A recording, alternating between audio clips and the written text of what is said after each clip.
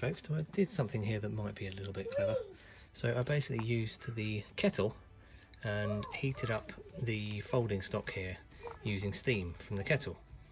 And what I've done is I've actually, so those are no longer parallel, so they're basically heated up and then brought in slightly, and the little metal pins in there are actually the heads off of some standard rivets.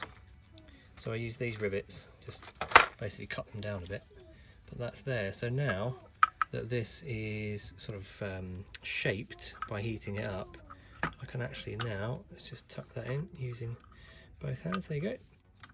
So now because the parts, because I heated them and made it so they wanted to sit closer at the end here, then that means that the pressure of the part pulling itself back in is holding it into here.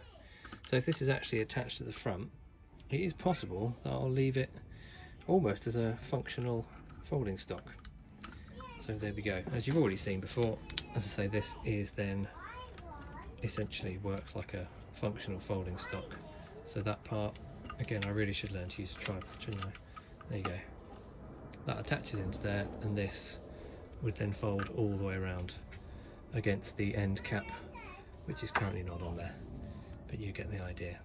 So again, that's it. Bit of shaping there with the steam from a kettle to give me that much more, well, much nicer. Let's just quickly do this again. There you go. Ooh.